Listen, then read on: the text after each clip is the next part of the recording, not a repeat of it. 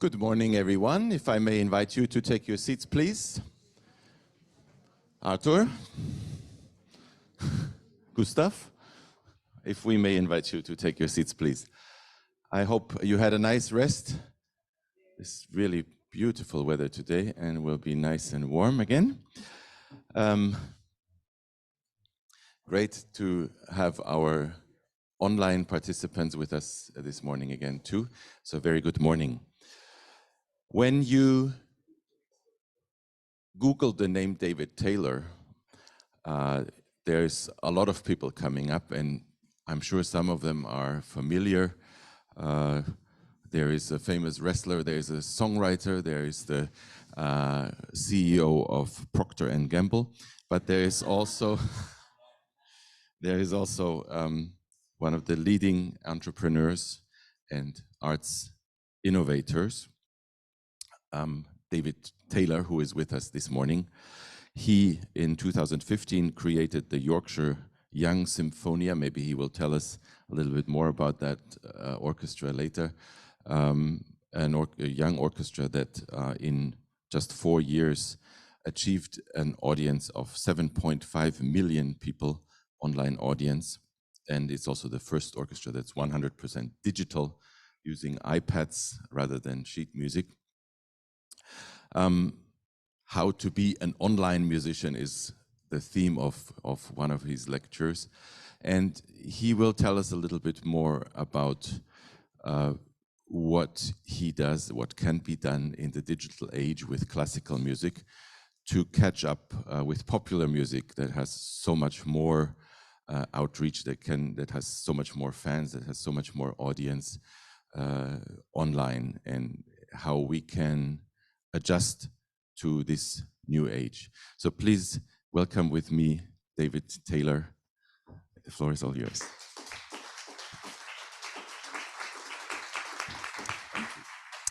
Thank you for such a warm welcome.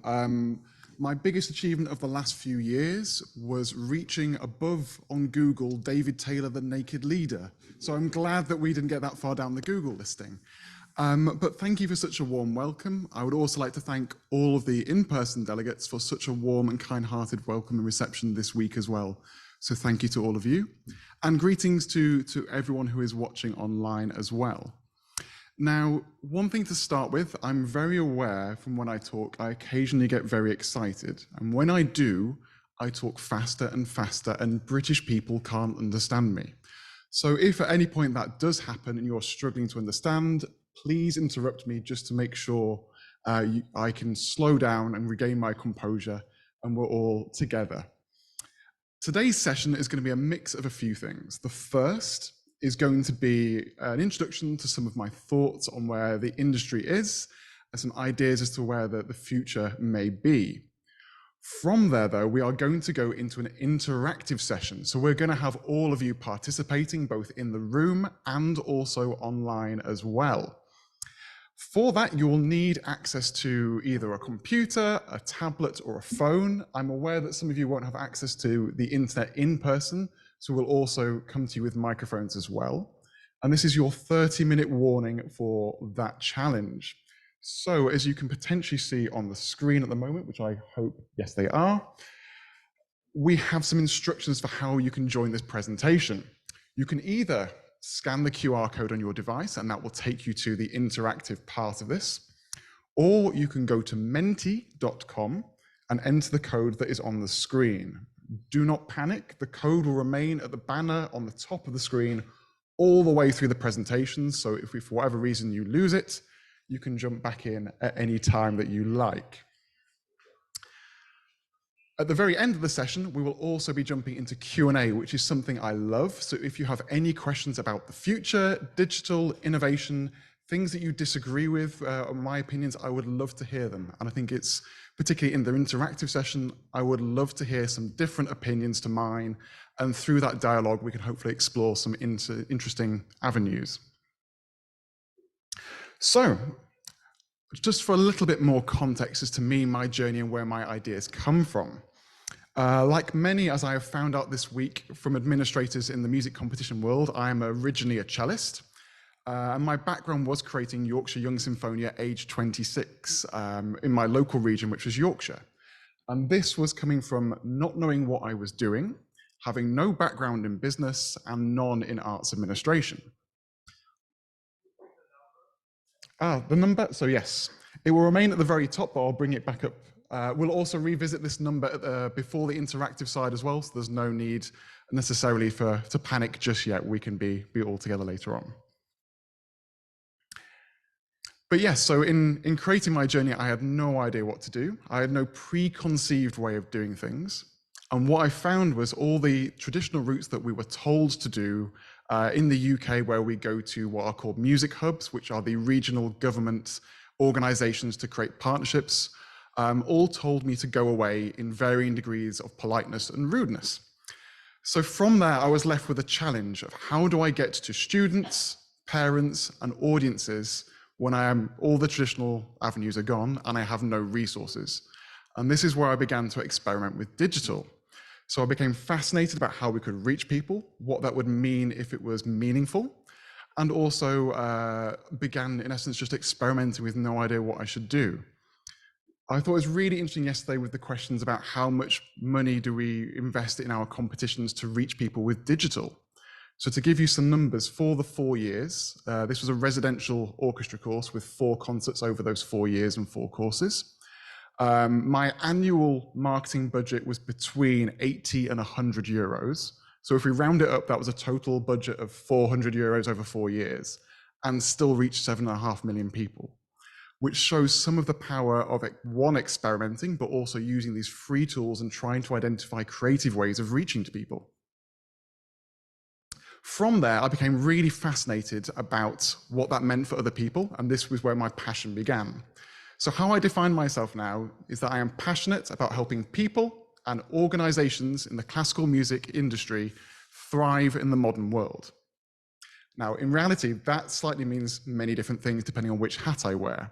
So I work as both a coach, a consultant, and also a commentator, helping individuals on their journeys. If it's musicians, that can either be students at conservatoires, all the way through to international soloists, helping them on their individual journeys, their careers, their digital outputs. I also do consulting on marketing strategy, digital evaluations, training marketing teams for organizations like the Royal Scottish National Orchestra, the Philharmonia in London, and New World Symphony in Miami. And then I go and also write about my ideas as to where the future is going, with an idea of hopefully provoking conversation along the way. So that's a very fast run through my background and sort of to give you some context as where my ideas are coming from. So which moves us on to the world has changed and so must we. I don't think we really take stock of just how revolutionary a time we are living through at the moment.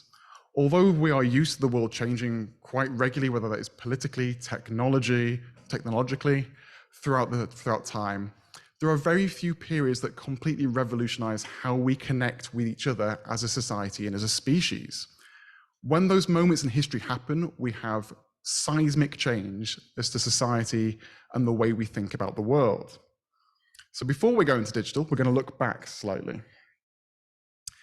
The emergence in Western Europe of the printing press in the 15th century was one of those things that completely revolutionized how we engage with each other. Prior to this, if you wanted to share ideas beyond speaking to someone, you needed to have the very accessible way of having your own monastery to be able to write books and share them and distribute them around the world. Surprisingly, that wasn't accessible to everyone. And on top of that, you needed to get through gatekeepers, such as the church, and also the finances that would need to be involved to do that. However, the printing press really revolutionized this. All of a sudden, you did not have to have access to a monastery and a whole team of monks. You could quite quickly and cheaply share your ideas and information and not have to go through the gatekeepers who could tell you if you could share information or not. In the time that followed, we then saw a complete seismic change as to how the world worked, the gods that we worshipped, the view of how the world worked, the borders we have, the ideas that underpinned our society. And that revolution happened over a long period. So it wasn't just the 20 years after the printing press where we got the start of the Reformation. It carried through from the 15th century to the 17th century, where we started to get fake news with the emergence of more accessible printing presses that were cheaper and wider spread. All that revolutionary period took around 200 years because we're still limited by taking a piece of paper and walking to the next place to give it to them. We've undergone something very similar in the digital age, but under a significantly more rapid time frame. Again, we've had the removal of gatekeepers. Previously sharing ideas, you needed your own television company or newspaper company or publisher. You also needed access to the ways of distributing that, the gatekeepers who could potentially stop you along the way and having to sort of get favor from them. But in the last 22 years since Facebook emerged, we now have the ability to connect to people endlessly around the globe. We can do it from devices that are in our pockets, that are commercially viable, they are cheap, they are accessible, and everyone has. And again, just to give it in context, thinking back throughout history, if someone told you you had a device in your pocket where if you wrote something on it, it would go to a president of the United States when he was on the bathroom and was then doing his daily tweeting, that would seem incredible. That level of access has completely changed how we engage as a society. Off the back of that, the gatekeepers have been removed. We have seen seismic change with the Arab Spring, disinformation, Brexit, joy of joys, and all these other things come through there. But we also have lots of positive change. We have had things like Black Lives Matter, the ability to connect to other people and share information through our tribes. And ultimately for us musicians and people in the music world, the ability to connect to audiences around the world in a way that is cheap. Digital has completely transformed everything over the last 20 years. However, we as an industry, and when I say industry, I mean classical music as a whole, not competitions, have been slow to react. The reasons behind this, I feel, are because we as an industry have been slightly isolated from needing to change. When there have been technological advances, we've not necessarily needed to change with them. When society has changed and business models have changed, we haven't had to go with them. That is in part due to our funding model, which means we're not the same consumer-driven or consumer-focused model that means we have to adapt to the world. We're allowed to have this safety net of funding, which can be a great platform, but it can also inhibit innovation. The pandemic saw us really have to get to the grips with the fact that society is changing whether we like it or not, and this is one of these times in history that we can't ignore. We saw widespread how we could use cheap technology to create authentic content that would connect people. And we saw the huge impact that had, whether it was educational, ways of connecting to audiences, and all of a sudden, we saw how meaningful and powerful that could be going forwards. For yourselves, I think it's fascinating to see how previously, if you wanted to reach millions of people, you would need to curry favor with a broadcasting company or national press. Whereas now you've all had access to broadcasting technology, and so you're able to hopefully connect to more people. What I found fascinating on an industry-wide level is that we've now seen the industry start to go backwards. There is the temptation to resume the status quo because it's part of what we've been, our culture is what we've been doing, is how we operate as a business. Sadly, that's not going to be an option going forwards. We really need to adapt to this, which is why we're going to have a very quick introduction to game theory. So, there are two types of games in the world. There are finite games and there are infinite games. In a finite game, there are known players, fixed rules, an agreed upon objective that ends after a fixed period of time. So, soccer being a really good example of a finite game. And in an infinite game, there are both known and unknown players. There are no rules, and the only objective is to perpetuate the game, to make it continue on and on. Ultimately, business is an infinite game, but businesses struggle or fail when they have a finite fixed mindset, such as refusing to change to innovation or playing to the quarter over and over again. The video rental company Blockbuster had a finite mindset. And if you've not come across Blockbuster before, they were one of the largest video rental companies in the world, in the UK, US, Australia, Canada, Germany, etc. Despite having near total market domination in the 90s, they refused to change and adapt with the times, because they were stuck in a finite mindset and only worked within their finite rules. They were a video rental company that gives people a movie for a set period of time, and if they are late returning it, they are fined, and there is a fee. So, when the small, unknown startup company called Netflix, who you may have heard of, moved to a subscription model, Blockbuster refused to do the same thing, as it meant they would be giving up their previous way of thinking and doing things, where late fees made up 15% of their revenue. And obviously that would be quite a controversial thing for them to do internally.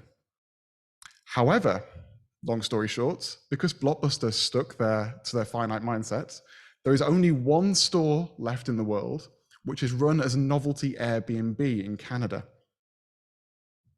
Companies with a finite mindset will have temporary success before they get to a point where they fail and will be surpassed by a player with an infinite mindset, who more often than not is unknown. A really interesting example from the classical music world for looking at this is the BBC Proms. For years, their mission has been to connect to people and share classical music around the world. However, they have not been keeping that with an infinite mindset. In essence, they have been a television music festival or a broadcast music festival.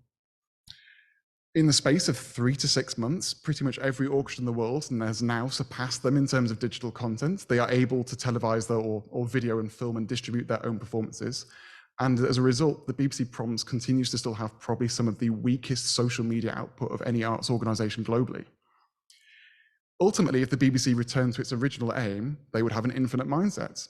So this is a really interesting quote from their website, which is, "The aim of the BBC Proms is to bring the best in classical music to the widest possible audience, which remains true to the founder, conductor Henry Wood's original vision in 1895. So ultimately, Snapchat, TikTok, YouTube will be the perfect avenues for this, and yet they have been unable to adopt those going forwards." Now I realize I've not actually been pressing my clicker. So we also have now a new way of thinking with all these business models as well. On the left-hand side of the screen is a previous business model where we were only doing, a product would go to different avenues or venues or areas and ways of connecting, and they would go to individual consumers who have no way of crossing over and finding out about each other.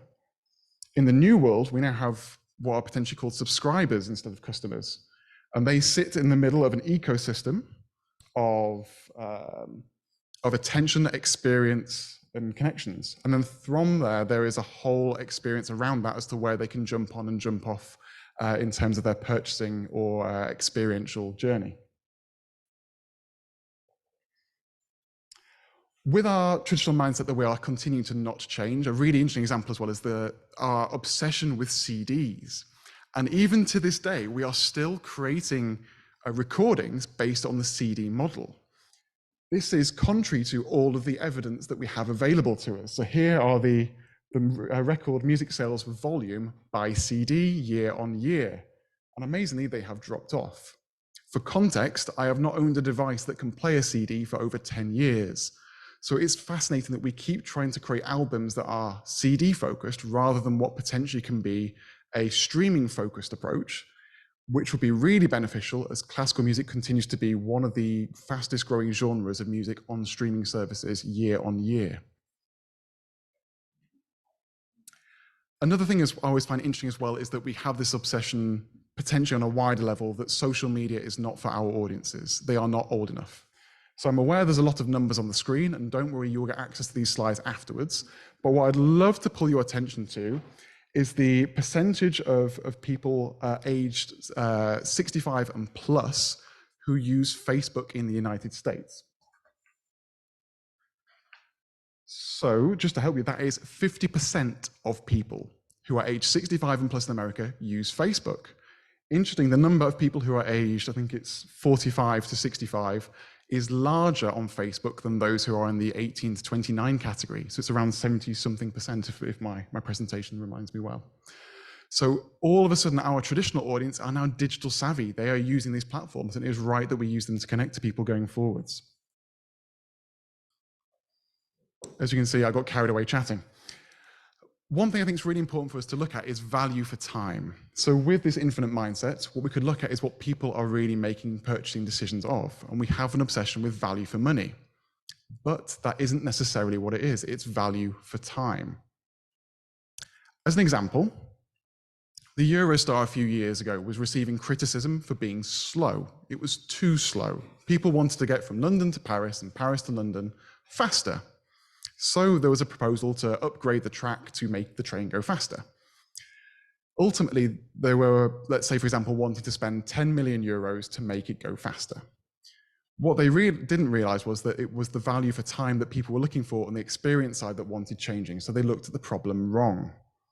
What they could have done, actually what they ended up doing, was they added free Wi-Fi to the train. Instead of spending 10 million euros, they spent 1 million euros for free Wi-Fi, and no one complained because they were entertained, their experience changed. Alternatively, they could have spent 5 million euros, a bit more money, but less than making it go faster. And they could have hired models to go up and down the train, handing out free champagne, and people would want the train to go slower. So, what does that mean for us? Yesterday, I thought it was fascinating to hear about how we are not just competing for people's money, we're competing for their time, such as against sports organizations. And that is now what we are trying to compete for, whether they go stay at home and watch Netflix, go to the pub, go to a sports match, and what that means for us. This comes down to what I think one of the reasons why sport is so successful is they really understand value for time, and they have multiple levels of experience to really help with that. And quite timely, because Marcus raised that point, England are playing Australia in the rugby coming up, and I'm a huge rugby fan. If I go to see England play, it's about a £100 ticket. If I go to see LSO, I can get it for about £10.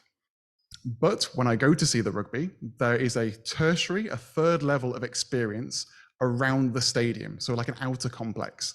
And there is champagne tents, there are brass bands playing music, there are junior players being coached by ex-internationals, you can do challenges alongside. Then you go into the stadium for a whole secondary level of experience. And from there are more bars, there's live social media going around with banners that you can engage on and your face comes up on them, there's fireworks and more entertainment. But ultimately, people go for the primary experience, which is a world-class performance on a stage by world-class performers. Compared to that, in our world, we largely will have a pre-concert talk and maybe an interval drink, and there's not much added to really give value for time. So ultimately, people may want to spend more money, even though they have an option of doing something cheaper, just because there's more value for their time as part of that. I think as well, sports teams are incredible at being able to demonstrate their value for time, and they are phenomenal at marketing, where it still seems to be something that we are lagging behind slightly with. Recently, I compared the amount of social media posts that sports teams did on Facebook for football teams in the UK compared to UK orchestras.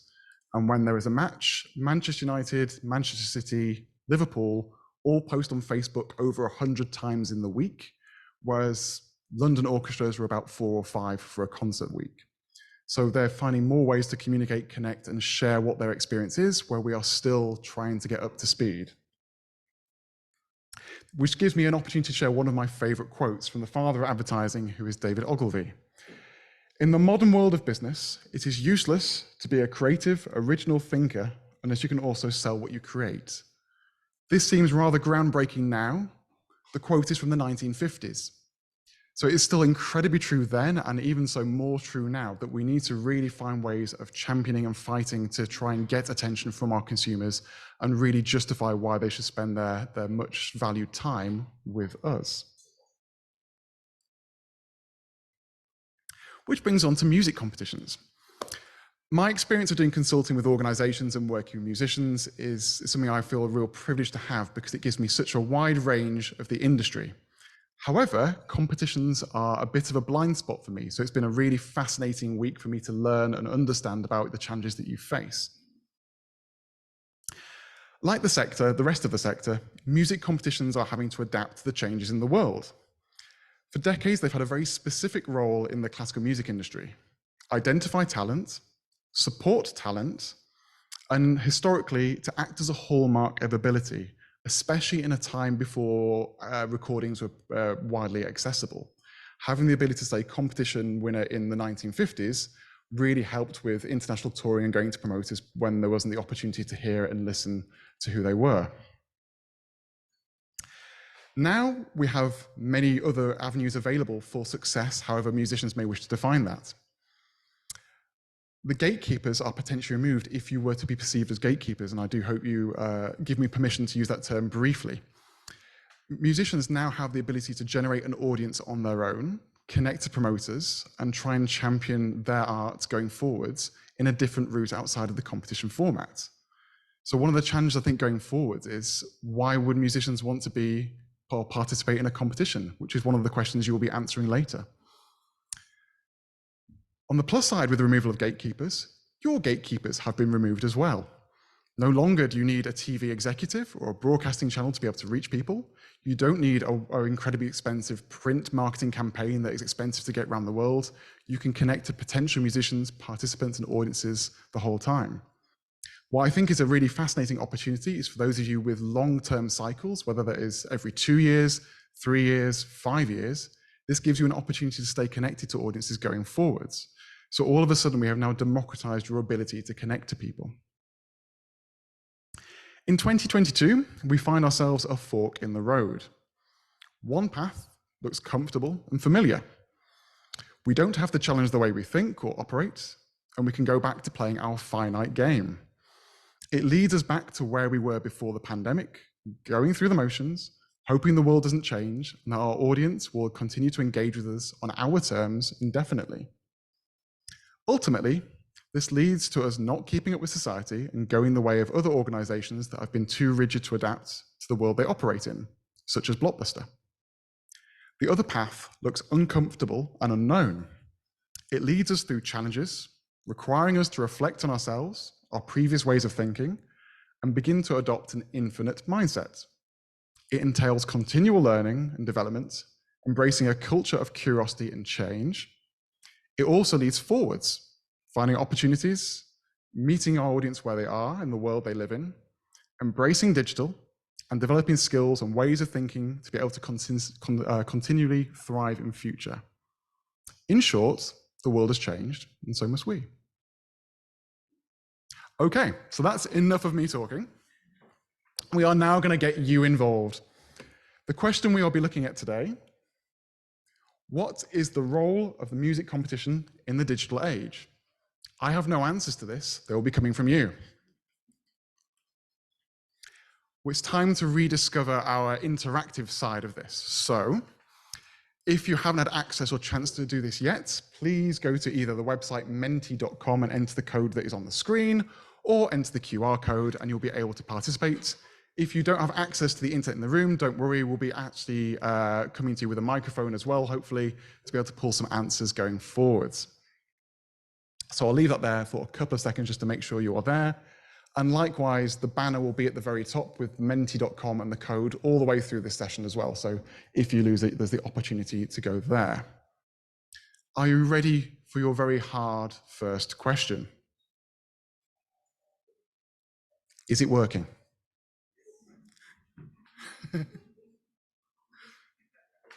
If in doubt, use GIFs.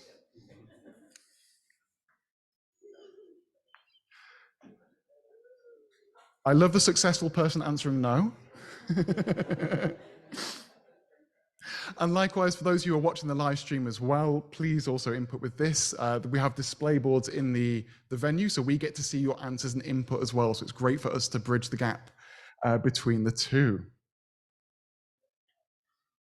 At least I hope the online people are there. 50, wonderful. Oh, 15, also wonderful. Thank you for joining us. To be honest, I'm impressed we have more than 15 in the room after the late night last night, so it's a good sign.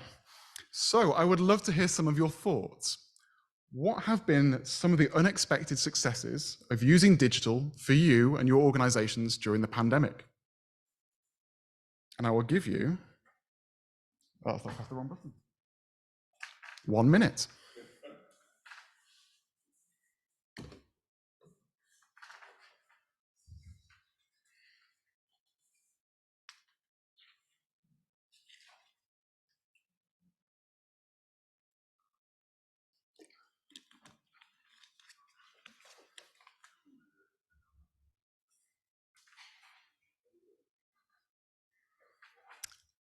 And as I mentioned, please feel free also to have differing opinions as part of this session, especially if it's one that is differing from mine.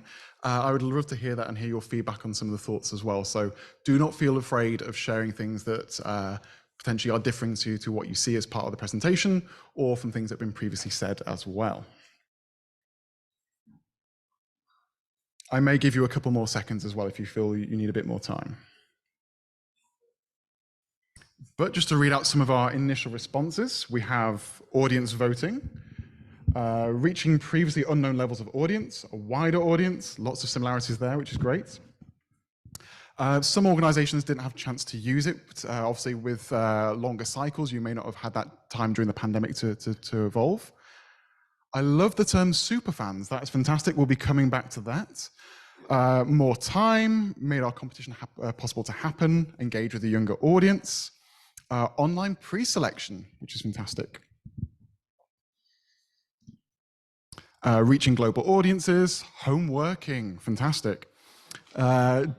Just easier to work, more impulsive meetings, engage more.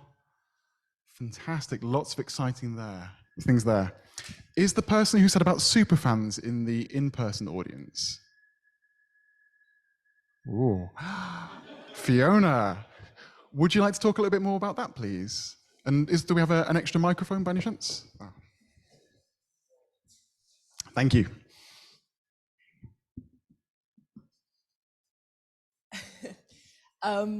Yeah, I think it surprised us because we didn't have an awful lot of digital engagement before this last competition that we undertook. And we developed a content strategy going into the competition, and that just unlocked a different conversation. So it's very much what you're talking about. And that's where we found people that are completely passionate about the piano and what we can offer them through our lens. So yeah, it was just the digital absolutely brought us people that we just didn't expect in all sorts of ways. Fantastic, thank you so much for sharing. Did others have similar experiences to that as well? I'm waiting for the coffee to kick in, I think, with the first session. Yeah, it's great to hear that that's certainly a big part of this. For those people who don't have internet access in the room, is there anything you'd like to add that hasn't been seen on the presentation as of yet? All good. Online pre-selection, I think, is fascinating. Have you seen an increase in applicants as a result of having online pre-selection as a general whole? And is there anyone who'd like to talk more about online pre-selection? Thank you. It wasn't so much the increase of applications, but it was so easy to do it. The pre-selection on one place where the jury come and listen to participants on a place together, it's just complicated to organize. Online pre-selection was just, wow, easy going, sparing time. Fantastic, and again, like saving time, few resources. I guess as well, potentially eco-friendly from less travel, if that's going to be something on our horizons and conversations. There's lots that we can potentially do around that. So thank you so much for sharing. It's really, really fascinating. Home working is an interesting one. Would anyone like to talk about home working and the potential positives of that, and also even potential negatives of home working as well?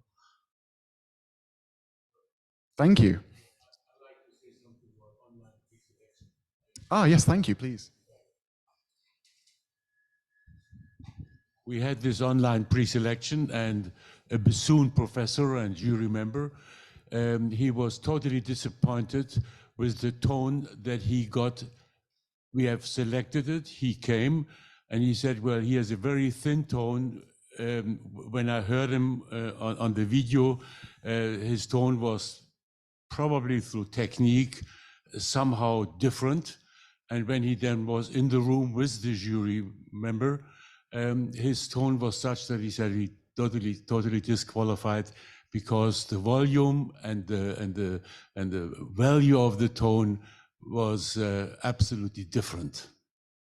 Yes. So online, at least from his point of view and some other jury members, has some, according to them, some great disadvantages, and therefore We do the online if the pandemic forces us, but only for the first round. We rather skip the whole the whole competition rather than going online further, because the tone live in the same room seems to be, in quite a number of cases, totally different from what it is through the technique. Thank you. Thank you for sharing. And I think there's two sides to that as well, where we also have the challenge of digital poverty, and that some of our participants may not have access to internet recording facilities, cameras, and things that may give an accurate representation. So I guess another challenge is, are some people being discounted who would be included in an in-person one as well because of the barriers that they face? And then similarly, some people will be able to do editing and create their performances sound better in online pre-selection, which may not be an accurate reflection in person. So thank you so much for sharing that. It's really appreciated. Wonderful. So on to our next question. What challenges have we faced on our digital journeys? We're now looking away from the positive to what potential obstacles we have had. So I imagine there'll be a whole range of things potentially as part of this. So I'll give you about a minute, and I'm aware that actually that countdown stops you from giving votes and entries to that. So I'll make sure we just keep an eye on the time instead. But yeah, so what challenges have you faced?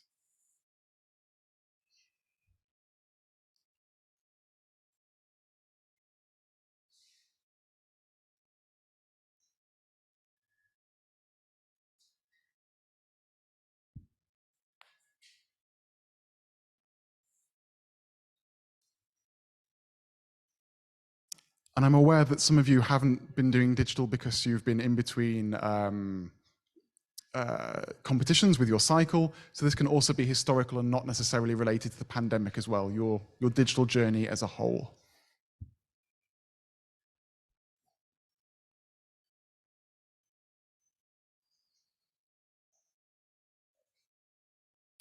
Wonderful, some great answers coming in already. So technical challenges, the leveling up knowledge across the whole team.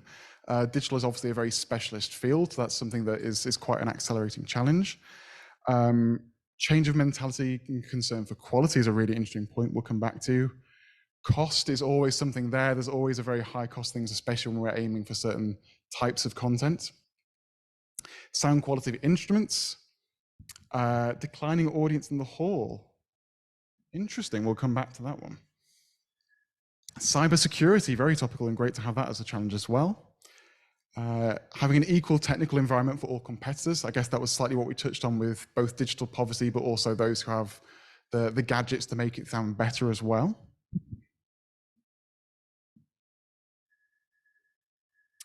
Language barriers.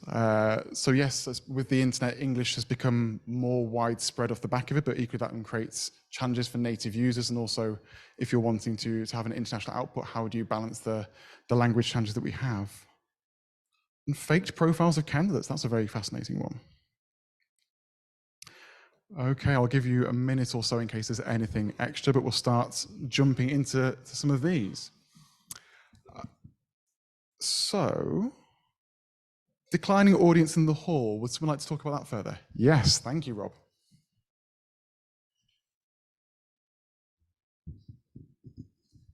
Well, this perfectly fits in what you said, quality of time. And it saves time to stay at home and just watch a part of a concert instead of having to go to a hall or even travel to a country and visit a competition.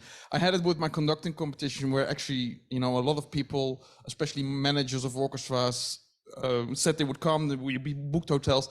And I think about 30 of them actually, said, oh, well, we'll watch online just a few weeks before it would actually happen. So you see, it's an easy alternative for making the journey towards the concert hall. Very true, and I think just to add that, there's also now hesitancy about in-person events related to COVID and the anxiety that comes with that for some audience members. And if they're presented with an option that they perceive to be safer, they may stay at home if they are vulnerable and things as well. So there's that as an added challenge. And I was spoken potentially about this during the week to a couple of you, but pre-pandemic, there was a study into Scottish football teams and whether televised games had a negative impact on in-person attendance. And the reason behind this is in Scotland, they have two very large teams, but lots of smaller teams who have issues with rural isolation and being able to sort of travel to different audiences. What the study found pre-pandemic was that not only did the the televised matches have no negative effect, but they actually increased attendance at live events, which I think slightly ties into what we heard about the Chopin competition yesterday, that it helped, their YouTube is helping purchases elsewhere in the organization. But that was from the football side pre-pandemic. So I think, as you say, there is now an alternative that is potentially easier for that. So thank you so much for sharing, Rob, really appreciate it. Cybersecurity, would someone like to talk about that if possible, please? Is it you again, Fiona? So I'm not deliberately picking on you.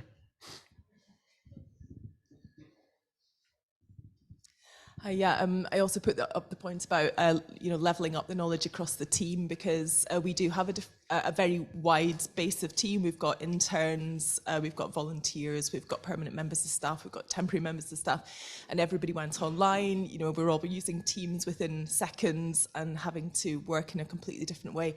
And so, it's been a real challenge across different levels of digital knowledge to get everybody on the same page, using the same systems, putting in new processes so that we can effectively work on projects online. I think that's as a manager, that's been one of my biggest challenges and remains so. That goes with the responsibility to be ethical and secure online as well, because the more stuff you put up in the cloud or on your storage files, you have to have that awareness. We've had a brush with some of that in the organisation, and we've strengthened our cybersecurity considerably as a result, because the outcome could have been scary for us and many others. I think it's something that we should all be having a conversation about. To be honest, cybersecurity is something that until something happens to you, it's very easy to dodge. But as you look into the charity sector, it's a very current, as you say, very current theme and topic, and it's very important that we all look at our organisations and make them more secure online if more of our world is online. Very much so. Thank you for sharing. Is that a common theme that others have experienced as well with cybersecurity? Yes, so it's something that's certainly a bit more and more on the horizon now. Instead of me picking things off the board, is there anything that anyone would like to talk about further from one of their points that they've contributed? Or if you don't have access to the internet within the room, if you'd like to add to the conversation as well? I can go back to picking things off the board then.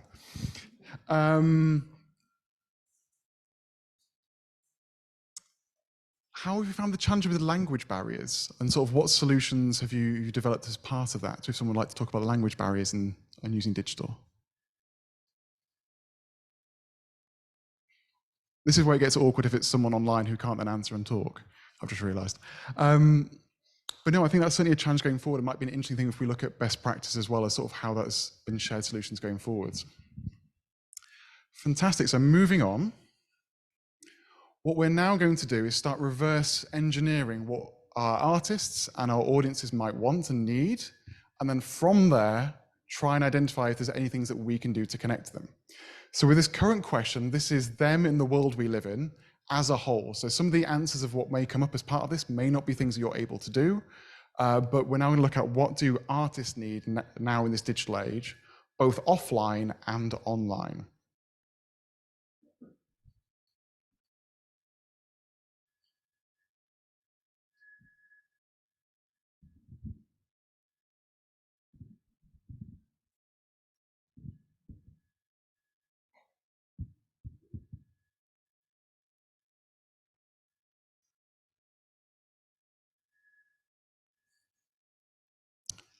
Very interesting first answer with Aura.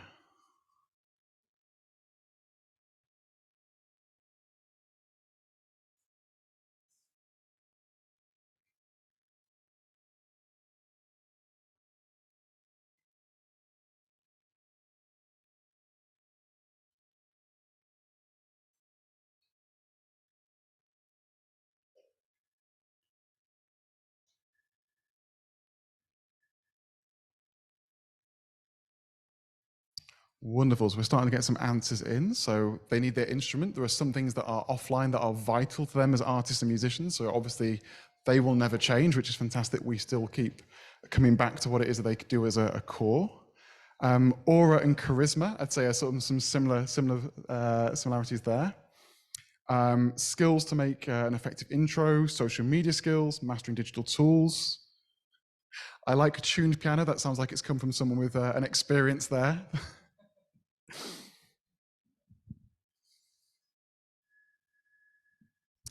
Good promotion and support, audio visual, access to quality tools, guidance on what to publish and when to publish.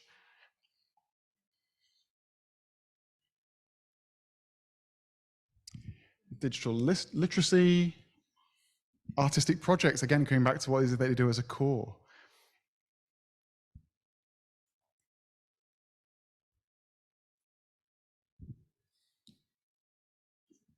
General knowledge about video recording, again, coming back to skills. Are there any particular offline things building on instruments that they may need now in the digital age, whether it is support, emotional health and well-being, now there's more challenges, any of those sort of things as well coming as part of that?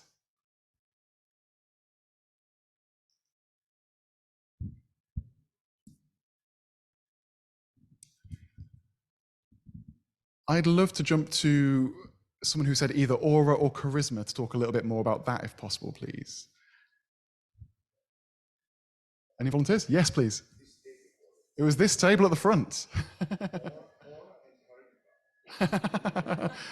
It's the vibe I'm getting from the front as well, so it's perfect.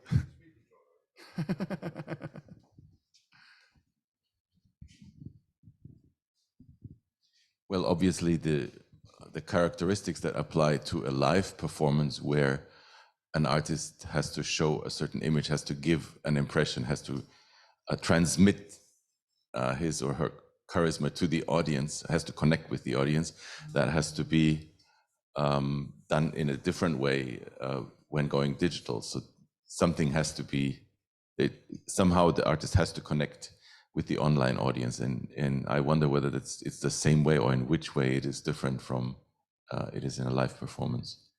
Very true, they are certainly different mediums. Slightly different to in-person, but when I've been speaking to clients about using social media, I've described the differences between all of the individual channels and platforms as being as different as radio, print media, and television, and that you present yourself differently on television as you would on radio, and certainly as you would in a written word. So similarly, that will be different to your in-person side from newspaper and in-person, and similarly online, although there will be them as a core, there'll be different levels of transmitting that going forwards. But thank you so much for sharing. I think it's really fascinating. Skills, would someone like to talk about skills?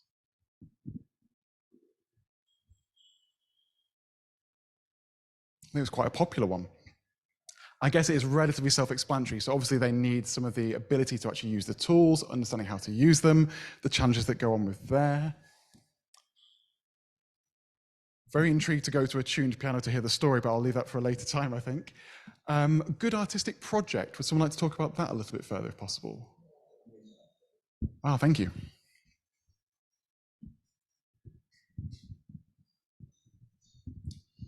Well, it's basically a question of content. It's if it's more easy to go online and to if you have the skills, if you know how to do it. But if you don't have something to say, what interest? So before going online, maybe think about it and what you have to bring to your audience, to the world as an artist. So that's basically that. Fantastic, thank you. And I think you're right. It's, in essence, it's just an extension of the real world and how coming back to their core as an artist and their output's really important. So we're going to now move on. I'm now going to narrow you down as well to coming up with short answers.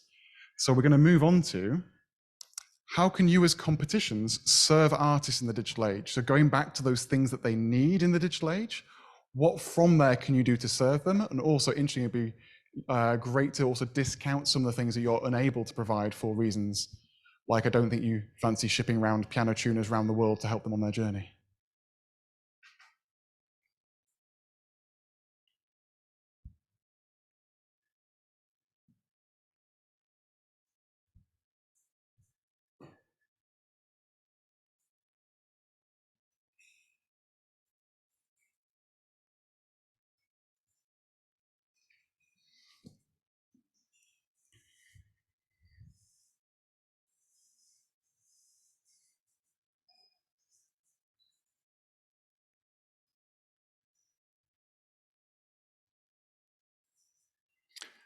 Brilliant, some answers coming in already. I love immediate popularity. I think competitions are a great accelerator to getting artists to connect to audience, which is fantastic.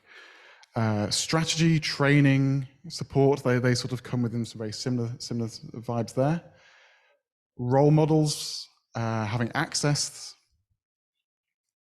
It's interesting, strategies coming up as a bigger theme, as well as visibility.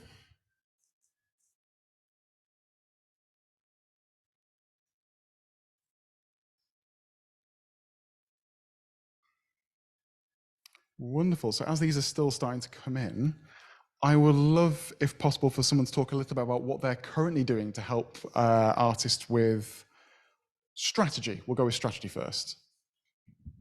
So any volunteers are talking about what they're currently doing to help artists along their journey with that. All very well behaved this morning. Or potentially visibility, that might be another interesting one to discover as well, having the visibility side.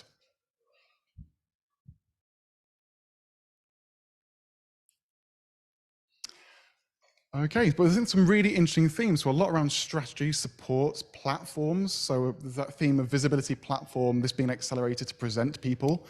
Many of the competitors may be coming from having their own small local audience. So obviously you are a great avenue and opportunity for them to connect to people further and to share their art, whether they are participants, medalists, or winners. Knowledge, mindsets, experience. A help button I find really fascinating. I love that idea of it being support and people being able to ask for help from you as well.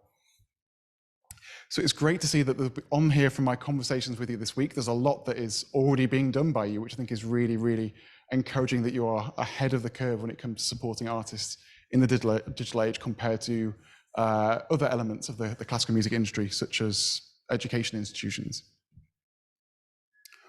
Wonderful. So we're now going to go on to a slightly different tact, to audiences. So what is it that audiences are now looking for in this world that we now live in? And as a spoiler, we're going to be doing the same thing after this, of then trying to work out what we can do to serve audiences.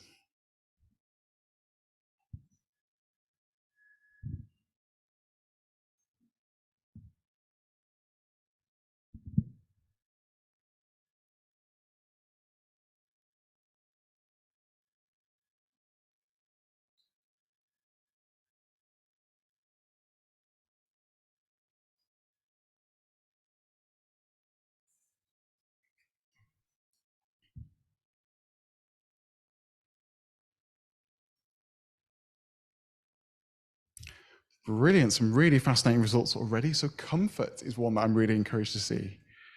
Special access, emotions, a really powerful one. Fantastic to see that. Easy access to information.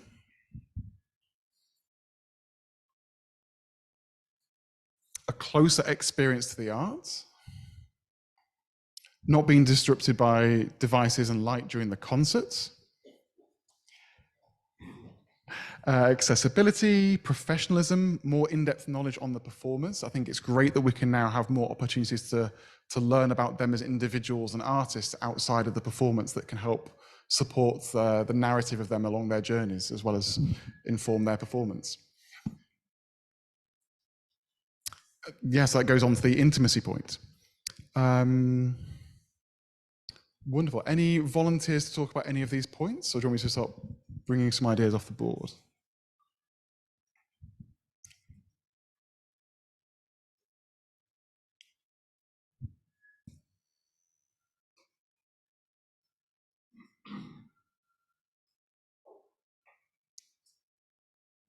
Yeah, so would someone like to talk about entertainment as quite an interesting one that could be quite broad? Any volunteers who'd like to talk about that?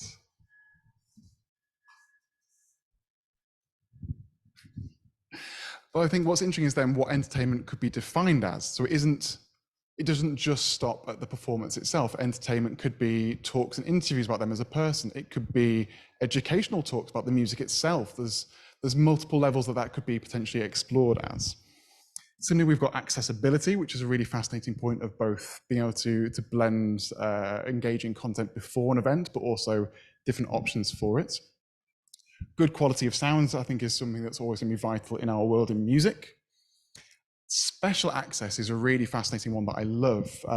Something that I think is really great and powerful at building connections and community is giving the people the perception that they are special, that they have access to something that people don't normally have. And that level of privilege builds strong relationships with people. And then from there, hopefully they give you all their money for donations. So I think that's a really fascinating, powerful thing to do going forwards, that we are relationship focused. Okay, so plenty on there. We now get to move into the same thing. So how can music competitions serve audiences in the digital age? Looking at some of those answers that were on the screen before, this may be things that you are currently doing and have been doing for some time, but equally it could also be things that you're looking to do in future or ideas based on what you have seen.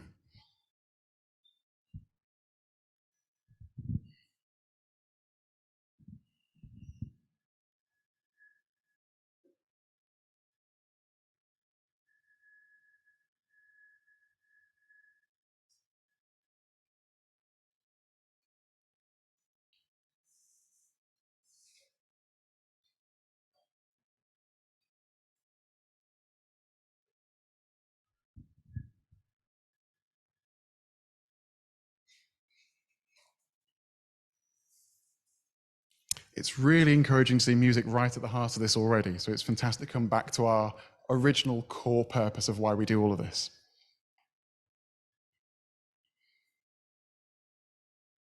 Online voting, I think, is definitely something new, which is, it gets that level of engagement, ownership from the audience as well, and building relationships.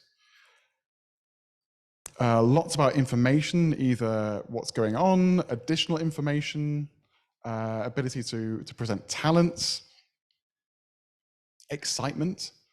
I think one thing that you have as a complete unique selling point within our industry is that you have something that is at its core very interesting.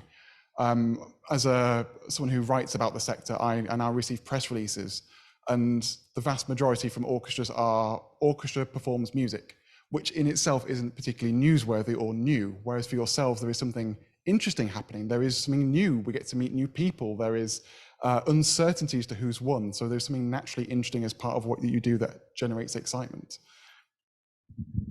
Education, really interesting to add that to the experience as well. Value-added services, private experience, again, that idea of exclusivity. Actually, can we go to that? With the person who said about private experiences, like to talk about what that might look like or what they may have done as part of it. Rob, thank you. Well, it's not what we have done, but I think this is something that will come in the future. And I know that yesterday was mentioned already, you know, with VR, and we talked about it yesterday evening. It's about the best experience I had in the past 10 years in music, and it was a composition of Michel van der A, who created 8 for the Holland Festival, and it's been going around the world, this exhibition. It's a fascinating thing that you can actually have a performance which is private. So this was a composition which he made in an with a VR experience. So you were in a world where the performer was right in front of you, and you had the option of just walking around the performer and just being up close and just without disturbing the performer. And I think that's a fascinating idea, you know, that there is an option where you have a private experience of somebody playing or singing or whatever for you, and you can do whatever you want. You can lie down, you can sit next to this person, and that this private experience, I think that's something that might come in the future. Very much so. Thank you so much for sharing. Would anyone else like to add anything to the idea of private experiences? Anything that sort of from your world and how you've delivered that potentially? Something I'd like to share is actually a story from the Bournemouth Symphony Orchestra. And although this was during the pandemic time and it was a digital side of this, one of the things they found to be most successful wasn't their concert tickets, it was their pre-concert talk Zoom tickets. In essence, they would have a hangout with some of the musicians and the conductor, and they got private access to ask questions and things. And they've continued to do that for the in-person events, but as an online add-on, so that in the week leading up to it, they can have a hangout and people can access, and then especially when the conductor is traveling from somewhere else, that's something they've had some great success with. It's the idea again of like exclusivity behind the scenes, but also they're special because there's only 20 people in that room. Some really fascinating things on here. Online voting. Would someone like to share their experience of online voting and how it's worked and potentially how it's built connections with audience members? Sorry, thank you.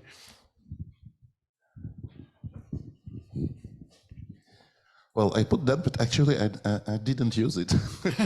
I'm considering doing that because I think it may worth a new experience, and a lot of people told me you should do it, and so I'm still considering how exactly I want to do it because it needs to be a bit controlled and you know, but well, it may be very interesting, I think. Certainly, it's something I think that idea of experimenting is fascinating, and that the challenge of balancing audience voting with then some of the complications it makes, I think is certainly fascinating. And I think, brilliant, there's a few points at the back. Thank you. Can I add something to online voting? Please. We've been doing that for quite a long time. And the experience I have with online voting is that it's becoming more problematic over time, because it's where in the past it was really, you know, that your online audience would vote.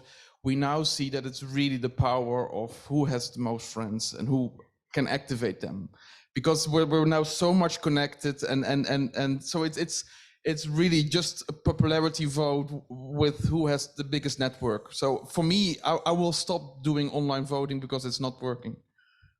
Really fascinating. As you say, it's potentially penalizing those who do have digital poverty and aren't able to access that or have their own followings already. So thank you for sharing. Yes, please. I was actually going to say the same thing, that it's a real potential pitfall. Like, we have a online voting for the audience prize, but you can get into a situation where it's actually a complete disconnect from what's actually happening on stage in the competition, and it just has to do with that own person's personal network. Yeah, certainly. Thank you so much for adding to that. And I think at the front as well. Thank you.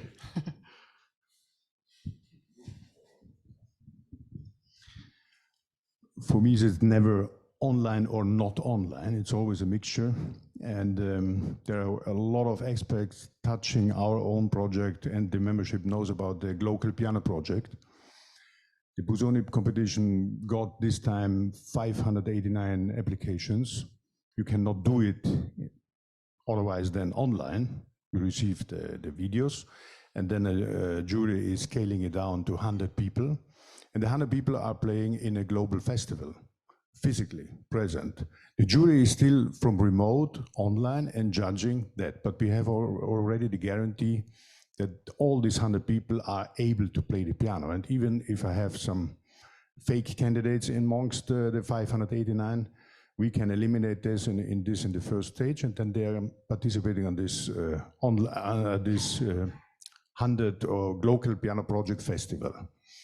There we are opening the judgment also to the online audience. So I have a professional jury selecting 27 candidates, as it always was, and then we are opening it to the audience. They can add other 6 candidates. And so we had 22,500 voters, and they added their 6 candidates, and all them are coming then to the final rounds to Bolzano with the 33 candidates playing in the physical final rounds. And our experience was extremely positive, because there was a huge global audience following this until the end to the final round. So I think the risk is limited, and I can use the advantage of both levels, the physical one and the online one. Certainly, I think it's great to see that as a potential hybrid model for it. And I think we have another point at the back, but thank you so much for sharing. I think it's really fascinating. Eugenius from Čiurlionis competition, and also Jasha Heifetz, Noreika, and Viniūnas. We have our own online voting system for audience. And at the beginning, when we developed this system, we have a problem with internet worms, because many people make automatical voting, and you should choose to make this voting more complicated when everybody should confirm it by email, for example. You get confirmation to your email, and only then you can get the vote. But in this case, you will have a very small number of voters, and we make a result like a middle.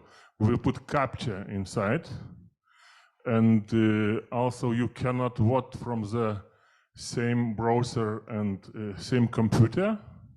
Of course, there is a double voting probably, but it was not crazy numbers, like one participant get 100 and other one 10,000 votes during 1 hour. And now we made, I think, a 3 competition, and it's really works, but I evaluate it like a little bit a game. Not really voting, but we need to get for the public some games, and in general we think that is working. This voting is audience voting, and sometimes we have also many intrigues because it's a difference on 50 votes or 10, or we are waiting till the end and we don't know who will win. Other thing, many times the winner depends not from the quality of playing, but from how many followers he has on his Instagram or Facebook page. And if it, for example, more than 20 or 30,000, it's no chance to fade him. Very true. Thank you so much for sharing. It's great to hear some solutions against some of the problems of spam and people trying to use the system. Thank you. We'll just take one more question at the back. Thank you. Then we'll move on to the next one. I find the most challenging problem how to make it fair voting, because if you want the audience to, the listeners not in the hall, to vote, how can you make sure that they listen to all of the competitors?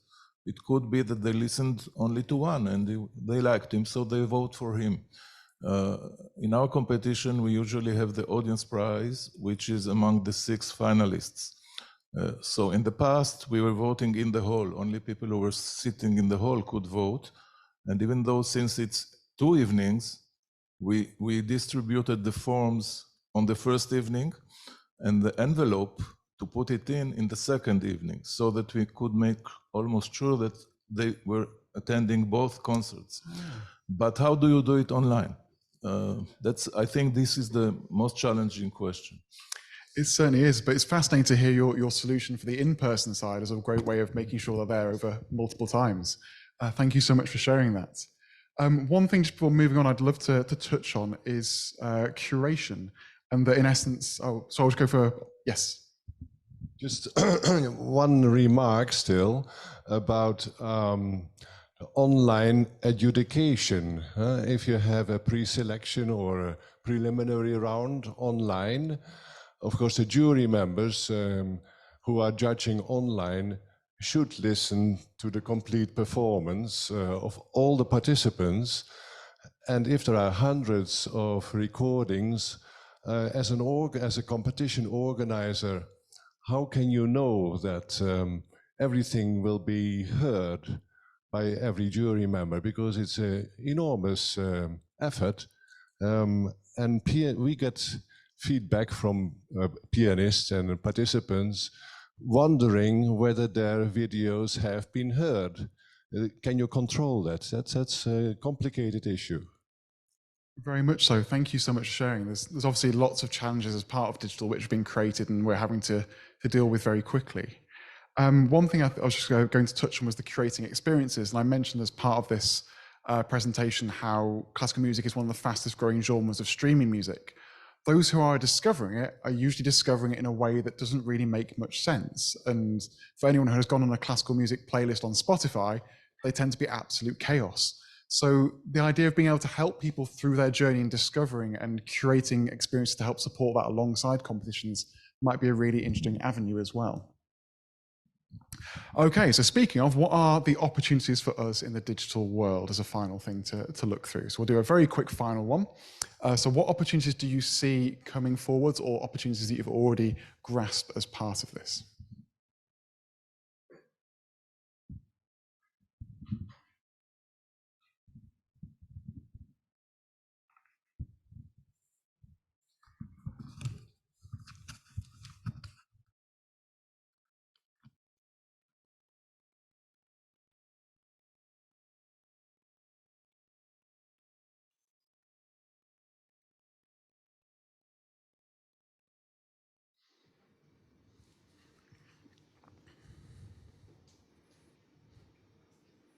It's great to see that reach seems to be one of the continuing things that coming as part of this as well. So being able to reach more people, larger audiences, virtual reality being one of the potential things going forward. I know we touched on that briefly yesterday, and also from hearing from Rob's experience as well. Rethinking how we approach things. Creating a more important position for music competitions in the world. I think that's really, really something vital that we can explore going forwards. International visibility, winning young audiences, lots about audiences. More opportunities for our laureates. And I think that's really fascinating that it gives your in-person audience a chance to continue their relationship with artists going forwards after the competition, potentially, that they can stay in touch with and connect. Less costs, connect with young musicians, innovation, and reaching audiences who live far from concert halls, especially with rural isolation being challenges for some things. It's really fascinating hearing Marcus share his experience about some of the challenges with winners in Australia having to go to such a significant large continent to connect to people. So I hope that's will be something to explore. And I know that in Yorkshire, from where I'm from, we have rural isolation, but not with the same extreme distance. So I think that's certainly fascinating. Wonderful. So thank you so much for all of that. We've got then one final, the wrong way, that's why it's gone backwards. So the final thing was basically just any further questions you have. So I love Q&A generally. If you have any sort of things that have been burning desires, thoughts on the sector, digital streaming platforms, whether it's worth doing things like that or not, I'd love to hear any of your further thoughts. But also I'd love to thank you in advance for how open you've been to this session and sharing your thoughts and letting me share some of my ideas with you as well. So thank you so much for part of that. But I would love to hear if you have any other questions as part of this. Yes. Now you have to tell us how you got to 7.5 million listeners. Yes, so I learnt early on that one of my talents was being able to identify stories and generate attention. So a lot of it was actually very press focused as well as being digital and trying to blend the hybrids. So one thing I did early on was trying to get a stamp of authority as to why a parent should send me a 26-year-old their child for a week and have me look after them. And so when the traditional models weren't there, I took the decision to partner with the tourism board for Yorkshire called Welcome to Yorkshire, who got the Tour de France Le Grand Départ to come in 2014, and they have a huge brand and presence. So some poor person from their membership organization arrived for a meeting to sort of talk me through how to use their website, and I turned up with their 5-year strategic plan and highlighted everything I could do for them, and in return asked for help with press. So we did lots around trying to identify what were stories that would resonate, and that then became the BBC Radio 4 documentary at the beginning, and then from there trying to identify hybrid things. One thing I would love to suggest as a method was identifying people to collaborate with, and that is so powerful to have people who can share your message, especially at the start of your journey. So for me, Welcome to Yorkshire was one of those. Classic FM were incredibly helpful. Anything that was a news outlet. And so trying to identify those that you can collaborate with who you have content in common with going forwards. I also looked a lot on return on investments. All the technology we used was largely mobile phones. Anytime I did spend money on something expensive, it never actually really paid off. So trying to identify what was authentic human content. And we also did lots to try and empower our audience to be engaged. I know this is certainly not suitable for every organization, but we encourage live social media engagement during the concert. And so encourage people to take photos and share experiences. And not during the performance, but at the interval and after the concert, there was a big screen where it would share people's engagement on a hashtag going around. And my favorite story from that experience is that two families at different sides of the concert hall were taking photos of the performance, and they realized that their children sat next to each other. 1 year went past, and the two families went for dinner before the next concert because they'd engaged on social media as part of that provocation to be involved in the process. Interestingly, we had no complaints either for using phones during the performance, and we had the same experience when I ran that in Miami with New World Symphony. But I'm aware that is very much a journey and is very dependent on concert-going etiquette in both the country, but also the city as well, as to how that kind of works. But finding opportunities both in the hall and outside the hall to power engagement that is user-generated and authentic is really powerful for getting that scaled up. So I hope that helps as part of some of an answer. Wonderful. Any more final questions? Yes. Thank you. I would like to ask about the tools. What tools do you recommend for a competition, like to use? As in tools to post with, or the technology and hardware? Yeah, I mean like Instagram, YouTube, Facebook, just like social media. What is the best, do you think? Everything, or I don't know. Yeah, I try not to give blanket advice on things like this because I've discovered every organization is completely unique and different, and every audience is completely unique and different. What I would potentially do is try and reverse engineer what your audience currently is and where their attention currently is, and then move with that. So if you feel that your audience is very much on Twitter, go there, but as soon as they move somewhere else, move to where their attention currently is. I think that's a really interesting part of that. Also, you can look at duplicating content. So TikTok and Instagram Reels is really interesting for hybrid content you can double up on. Twitter's now moving to be more image focused, so you can also then share images more on there and have that engagement in the user-generated side. But it kind of depends on your country, your city, and sort of your own interpretation of where you feel that is. But I think if you have the resources, being relentless to saturate everywhere you can and meet audiences where they are is really important. But it may be identifying for you in your situation what is the biggest return on your investment. Because obviously there's only so many hours in the day, and as competitions we have finite resources and finite teams and workloads. Thank you. Pleasure. David, I'm curious to hear your vision on the changing of the social media platforms, which goes alongside their growth, and which also means that the visibility within a platform is changing over time. You know, if you look at what the impact of Facebook was 5 years ago and what it's now, you know, that has so much changed. And you already see the same thing now happening with Instagram and all these other platforms. And what I'm always curious is about, especially for us with events, you know, that take place just not on a regular basis, you know, it's that you cannot connect to the models that these platforms have, because, you know, if even if you still post, it doesn't have the impact of the event you're putting on. But since you have been dormant for a longer time, the models of these social media platforms just tend to ignore you in the beginning. Maybe during the event it will grow again, but it's I think this is more troubling. And also, you know, with so I'm really curious to hear your vision on this. Yeah, certainly. So you're right in that if you don't use platforms for a while, the algorithm will penalize you, and that you're not shown to your audience as much as they would be. Equally, those algorithms you don't see the stats, but they know how long someone looks at a post for. So say, for example, if you followed me and regularly you're skipping my post because I'm putting content that isn't working out, the social media platform will know and will stop showing you my content as much. So there's also part of that. It's certainly interesting to see how things are changing, and also it's going to be a fast changing world, which sort of goes back to this idea that we have to be nimble and able to adapt. It's also why I say that I help musicians thrive in the modern world and not thrive on digital, that it's hopefully that I adapt going forwards as well. To massively simplify things, I think it's very easy to overcomplicate social media. In essence, it is media that is social. So whatever you do on whatever platform, that human engagement side that is something that is sociable, that people can connect to, will continue to resonate regardless of what the format and platform is. But obviously we're seeing Instagram is now moving significantly away from photos and onto short form video content.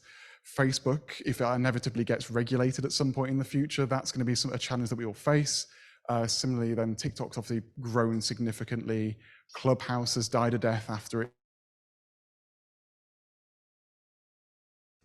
The idea of being nimble. So I think they're going back to being very aware of where your audience's attention is and moving with them when they change, and then trying to identify what sociable things you can do as part of that. Yes. You described the solutions or ideas for local exposure, but if you want to aim globally, what would be the guidelines? I mean, not only on the city or your country, but globally. Certainly. So this is where potentially you can look into advertising and trying to target specific regions and communities that you want to connect to. Advertising where? So on each social media platform, you have the opportunity to target specific regions. So on Facebook, you can boost posts to Facebook and Instagram to various ones. What I would recommend with that is, again, this idea of what is a return on investment, and that content that isn't very good is never going to resonate no matter how much money you put behind it. Excuse me. So trying to identify what is going to work in the fall is really important as part of that. Actually, the Queensland Symphony Orchestra have an approach for ticketing, and basically it's if you win big, invest big. So as soon as they see an event start to sell, they double down and put all their chips in and try and make that work as best as it can. So similarly, if you have content that is working that you weren't expected, that's the time that you know it works, you get instant feedback, and then to push there. But similarly, trying to again identify people to collaborate with in those countries you're wanting to reach can be really important, whether it's press outlets or social media channels and other things like that as well.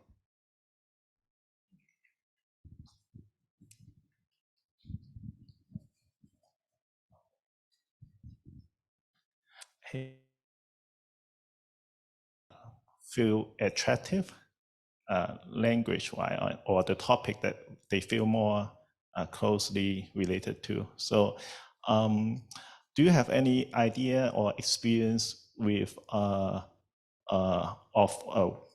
communicating with the region that is not really for the Westerner originally? Yeah, so specifically no, but I think that some of my experiences on nuanced things might be helpful. So again, with working with New World Symphony, the difference just between Britain and America was something I had to overcome, and that some things that I thought would work in my language and worked at home weren't resonating in America. So with all of this, there are various nuances to all of our communities and our countries and nationalities, as we've discovered this week from speaking.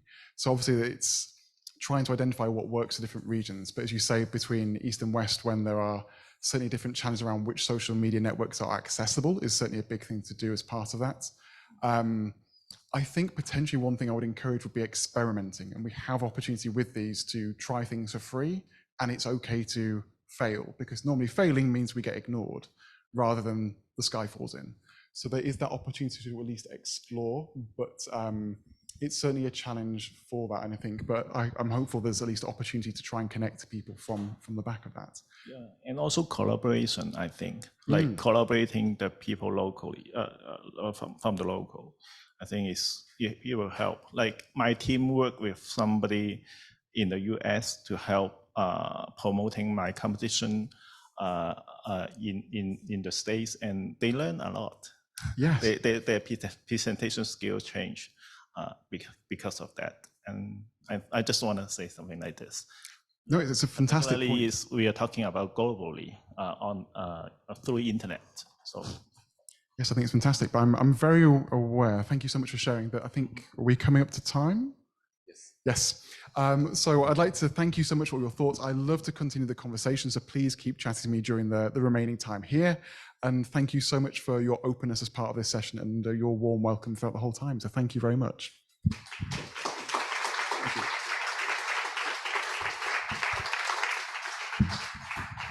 Thank you very much, David. As he said, David will stay with us until Warsaw, I think, so you'll have plenty of chances still to talk to him if you so require. We have a very finite present for you. There's some things in the world that stay fit. They're still nice and good to have. Here's some chocolate from Geneva for you. Thank you so much for being here. Absolute pleasure. It's a real pleasure. Thank you.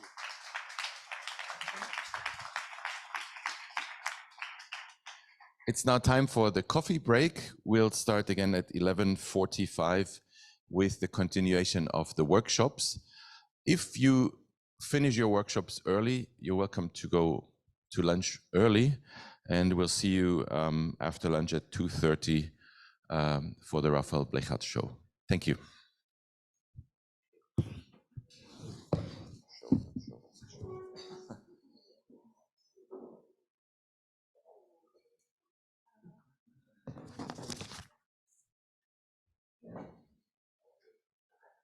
Thank you for your help. Hi there.